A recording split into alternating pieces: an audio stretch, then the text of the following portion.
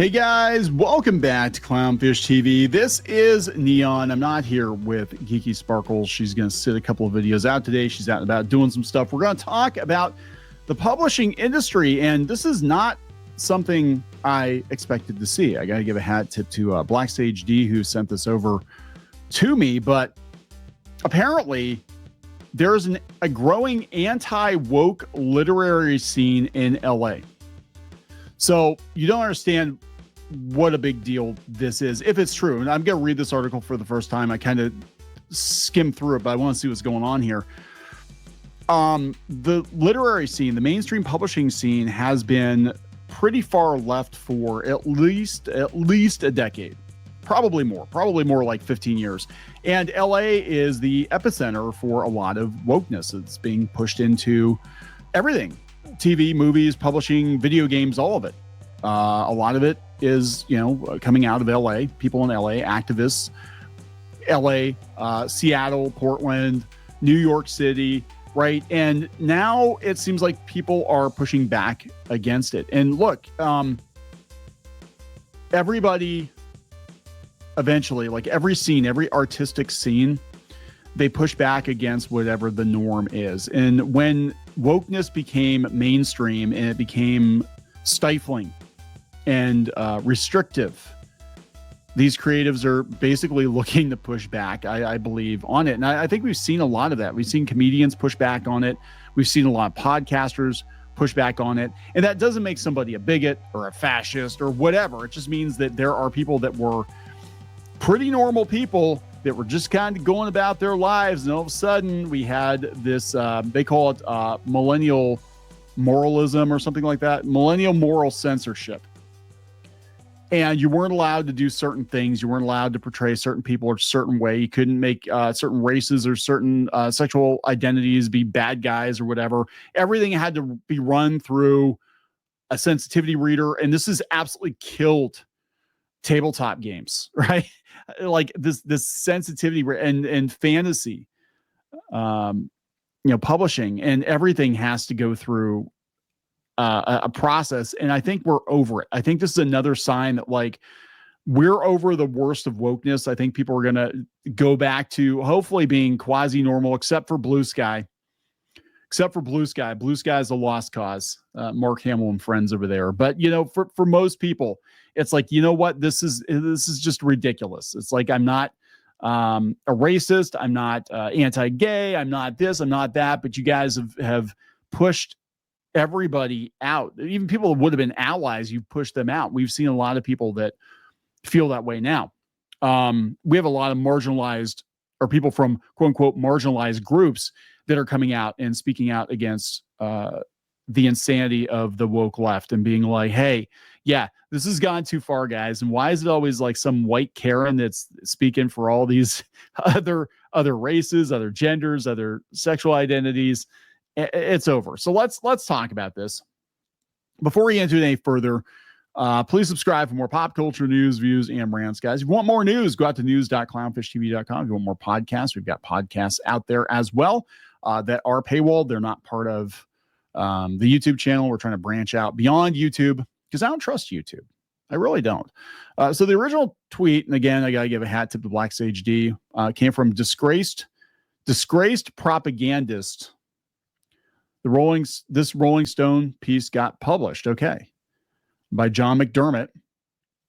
Rolling Stone, inside the anti-woke literary scene growing in LA, they felt excluded by millennial moral censorship. It is their work pushing boundaries or just pushing buttons. They said there's an anti-woke art scene in LA. What the hell? They said midnight will mark the spring equinox, and the pagan decor is meant to celebrate a rebirth because they say after years of being driven underground, the anti-woke art scene in LA is ready to blossom in full view.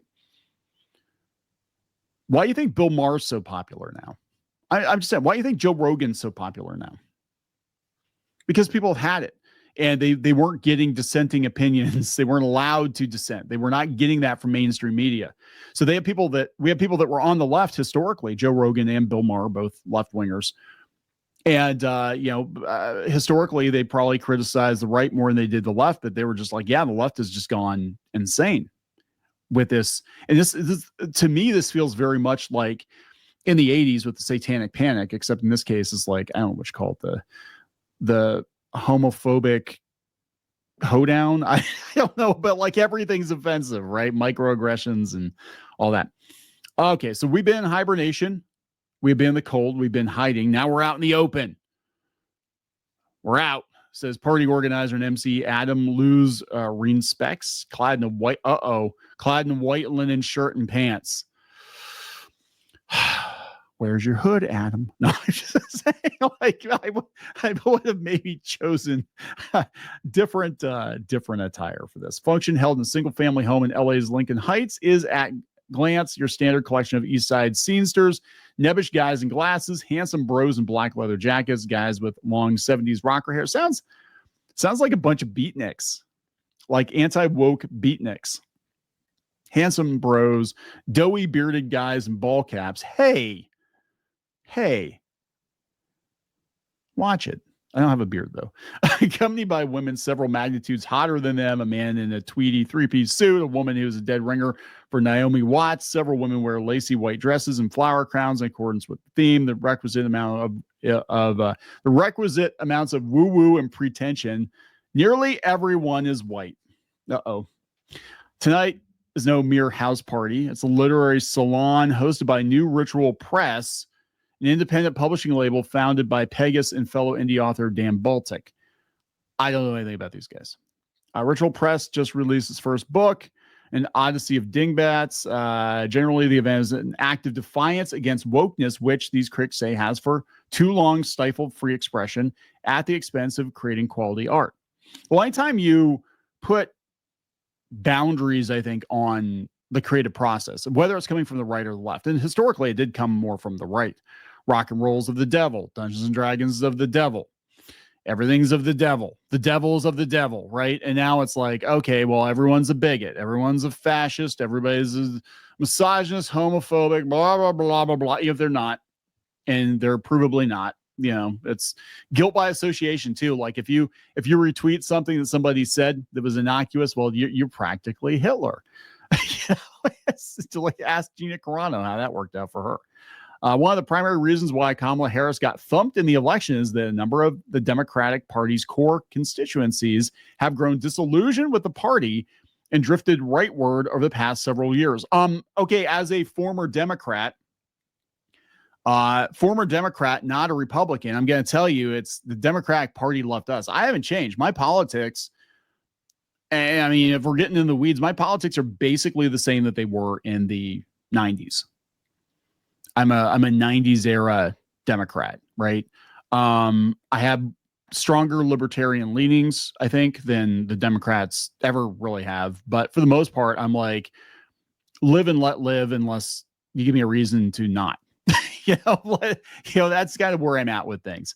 And I would consider myself fiscally conservative and socially liberal. And I don't think they pushed. I mean, some people voted for Trump, I think, as an act of defiance. Some actually voted for him because they wanted to, but like the Democratic Party left us, and I'm sorry. I was actually like, okay, well, we'll see who the Democrats give us after Biden. And when they just anointed Kamala Harris, I'm like, yeah, that's it. There were so many other candidates out there that I might have voted for, but nah. You didn't give us a choice. Said Black, Native American, Hispanic, and young voters all voted Republican in greater numbers in the 2024 election compared to 2020. Boy, I thought it was just a vocal minority. And the Amish, too. They forgot about the Amish. I always forget about the Amish. They're not online to defend themselves. Culturally, there's been a shocking shift to the right among traditionally leftist groups, such as crunchy, health-conscious women who are enamored of Robert F. Kennedy Jr., his vaccine skepticism and promotion of alternative wellness theories, young people converting to Catholicism in droves. And that is the first I've heard about that. Okay. Apparently a bunch of young creative types in large, deep blue coastal cities. It's really interesting. It was cool too. I posted, this has nothing to do with religion, but I posted yesterday on Twitter. There's this group, I think they're called the Greystones. Is that what they're called? It's a group of kids, but they cover 70s music in California. and they seem kind of like conservative. Like, I don't know if they're homeschooled or what, but they seem kind of like conservative-ish. And it's very, very weird to see when historically California has been looked at least in the last decade, as being very, very far left. And you're talking to a guy who I spent half my childhood, my teenage years in California. I lived in the Bay Area. And back then it was, I'm going to be honest, it's pretty normal. I know people keep thinking California has always been crazy. There have been crazy parts of it, but I grew up in the suburbs of San Francisco, and it was fine. It was like something out of a Spielberg movie. I mean, it really was. Like, we rode our bikes around the neighborhood. We would leave the house and not come home till dark. We didn't get kidnapped. Some of us got kidnapped. I never got kidnapped. I think I was too big. But yeah, I mean, it was fine. It was normal. It was mostly normal families. You didn't have a lot of I don't remember politics coming up like it does now. And you get this really distorted view of, I mean, it's not distorted. I mean, I haven't lived in California in a long time. It's been a couple of decades, but like, you get this view of like, oh, California is just full of crazy leftist activists. And we got those here in Pennsylvania too. I mean, downtown Pittsburgh, man, you get some crazy people there. Especially during the lockdown, there were some protests there, but it's weird because California was actually pretty normal, especially up north. It was very normal, and it was there. A lot of it was conservative-ish, or at least people had more conservative leanings, I think. And like my stepdad's family, his family's actually from Mexico. Like, they actually came here from Mexico in I think it was the 40s or 50s, and opened a couple of restaurants in the OC. So that he was from Southern California. And my God, his grandfather was like just conservative AF. Like, this guy was like the most conservative, like, and he was from Mexico, and he was just like super conservative. So, I mean, everybody wants to make these generalizations about people and where they are politically, but yes, you'd be surprised. Anyway, let's talk about this, because this is my takeaway from it. There's a massive cultural pushback against millennial moral censorship, says Chris Zeissg, a former porn performer turned indie novelist, tells me while watching the party crowd with awe. So the co-founder of New Ritual Press and one of tonight's readers remembers being reprimanded in 2019 in a writing workshop by a woman who was appalled by the alt-right protagonist of his debut novel, Nutcracker. What? The class liked it. One woman said, "It's obvious you're a good writer. Why would you choose to write this?" That comment really took me aback. The answer obviously is because I want to write about it. Seemingly, she appreciated it aesthetically. In my sense, the story did its job. The better question to ask is, why would you ask that question? The answer to that question being that all art should adhere to certain liberal principles and never dare offend them. Yeah, I mean, that's the thing. It's like, it's not really, if you're constrained by what you can say or can't say, then it basically is propaganda, right? I mean, it really is. I remember in the 90s, I had some friends that were really into Jesus rock. That was like a whole thing in the 90s, right? And it was basically just like sanitized, subpar versions of secular songs. And I was like, this is literally like, you could just turn on the radio and get the same song. It's just like, what is this, like the gluten-free version of Pearl Jam? I mean, what the hell am I listening to? And that's basically it. And it felt, I mean, the weird thing is like, these guys were really convinced that they were doing the Lord's work with their music, but I'm like, this just feels like a marketing ploy, right? And it also feels like they're holding back because they have to make sure that their peers approve of what they're putting out. You can't do anything that could offend somebody in the church, any church, because you want as many people from church to buy these albums as possible, right? So you got to adhere to, what is with these damn ads? What is with these ads? Send feedback. Not interested. Get rid of these fat people ads. What is up with this? Anyway, for those of you listening, you're not seeing it. All right. The backlash in historically liberal culture circles has been deemed the vibe shift, a term coined by Substack writers Sean Monahan in 2021 and later adopted by the mainstream press to describe the growing number of young people rejecting the woke identity-based politics largely embraced by the contemporary left. Wokeness first rose to prominence during the Obama years and went mainstream after the gender reckoning of Me Too. You forgot the W on that. The racial awakenings of Black Lives Matter and the anti-Trump resistance of his first term. Well, if you ask Mark Hamill, it's the resistance is still a thing. For a while, woke had a positive connotation, co-opted from Black communities that had come to mean being awoken to the historical wrongs perpetuated against women and people of color. The road to hell is paved with good intentions, right? The road to hell is always paved with good intentions. At first, this was a welcome development, a long overdue correction to the racial and gender inequities in artistic endeavors. After a while, the backlash started brewing, one that felt wokeness was overly censorious and punitive of anyone who dared challenge identitarian political ideals. How is this? Okay, well, here's what's so wild. Rolling Stone has been a bastion of this wokeness for the better part of a decade. And now, I mean, hell, they had Alyssa Mercanti from Kotaku doing articles for them. And now they're even like, yeah, this is kind of ridiculous, isn't it? They're basically, it's safe now. It's safe to be anti-woke now because the vast majority of people are anti-woke because they're tired of it. Even the people, again, that wokeness is supposed to help are tired of wokeness, right? It's over. You're going to be looked at if you're a Tumblrite, if you're an SJW. We haven't heard that term in a long time. If you're a social justice warrior, you're going to be looked at as a dirty hippie in the years to come. Actually, you probably are now by Gen Alpha. They think you're a bunch of crazy, crusty hippies. Because I remember in the 80s, it was very, very uncool to be a hippie. It was very, very uncool to be a flower child or have the peacenik or whatever. It was like, no, it was about G.I. Joe blowing shit up. That was what the 80s is about. Freaking RoboCop. That's what the 80s were about. And, Rambo and Top Gun and all those movies. Goes on and on and on. And we're entering that era right now again. Because every time you push the pendulum too hard in one direction, it swings back hard the other way, right? So now we're probably going to swing hard right because we had 10 years of hard left. And then it'll probably swing back again. And every time it swings, it's going to be hitting people in the face, and hitting culture upside the head.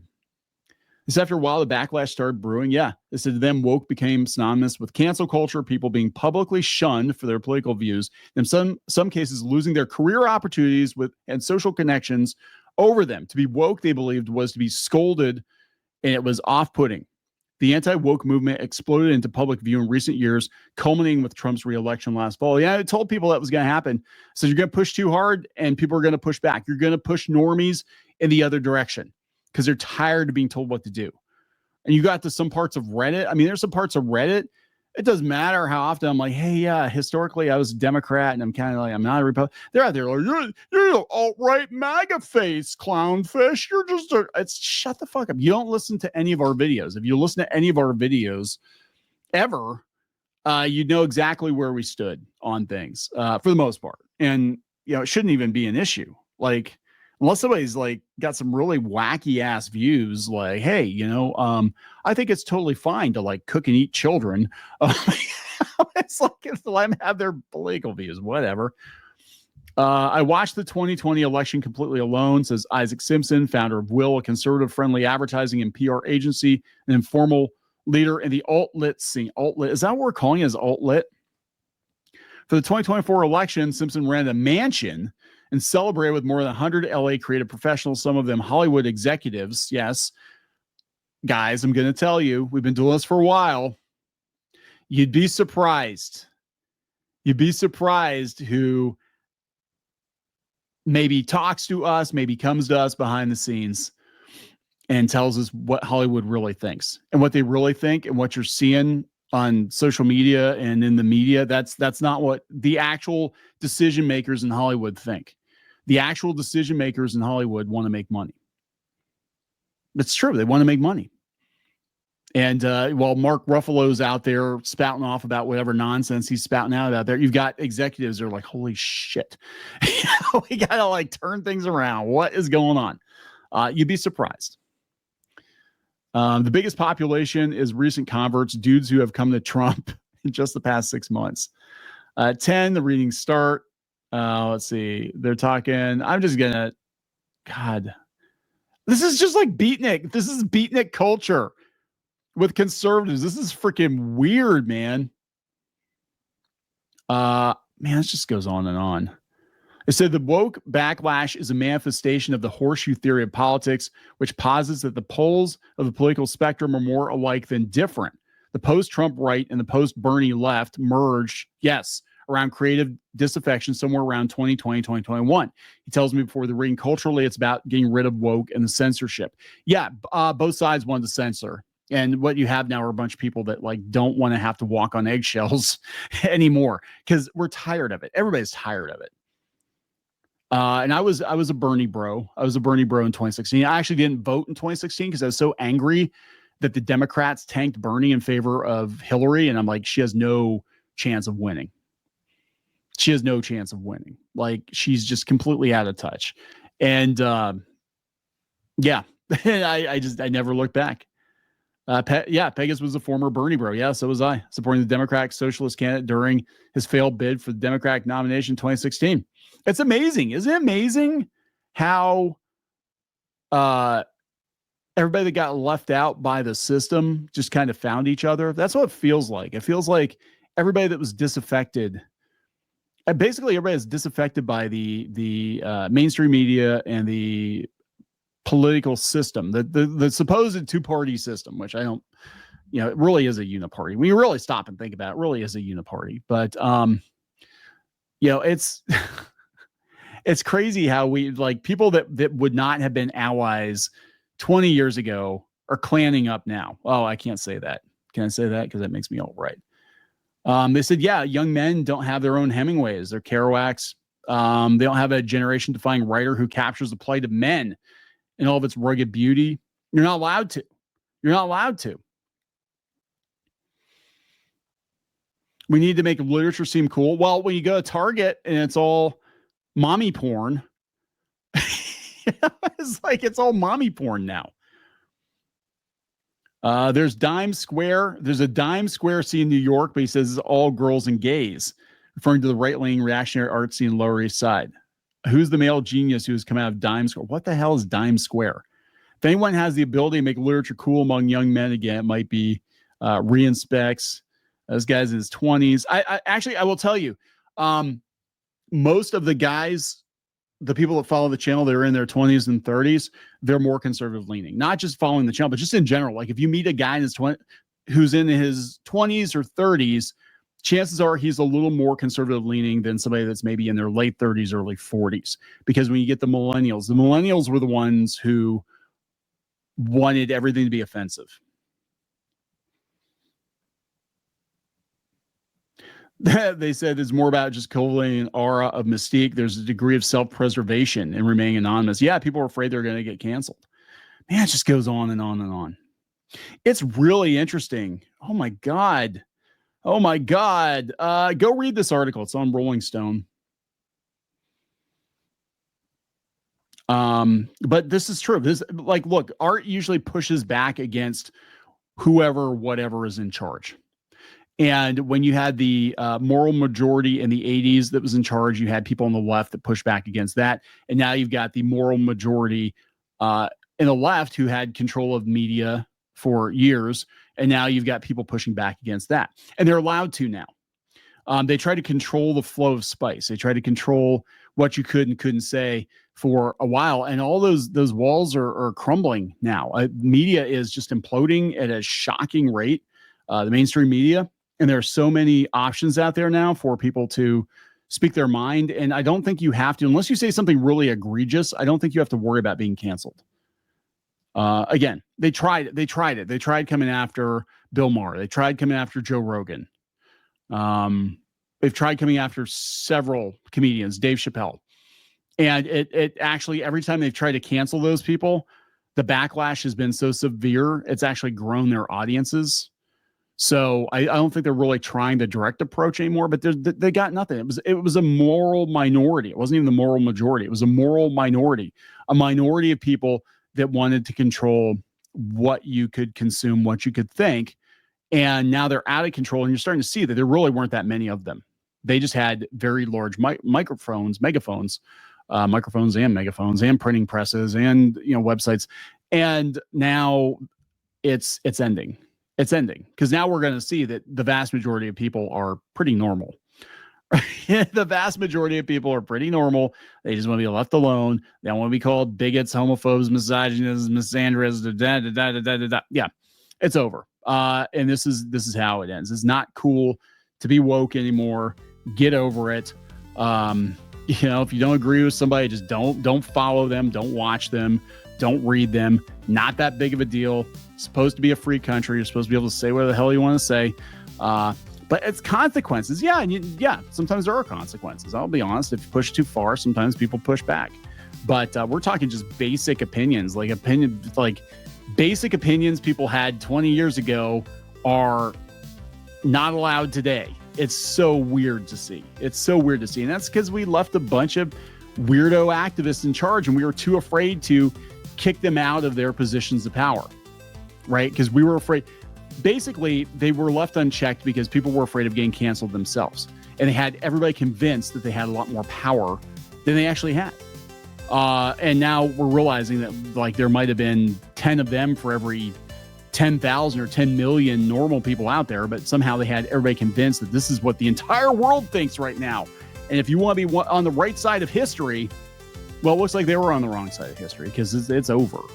So I'm going to wrap it up. Very interesting stuff. Please subscribe for more pop culture news, views, and rants. We'll talk later. For more pop culture news, views, and rants, go to news.clownfishtv.com. That's news.clownfishtv.com.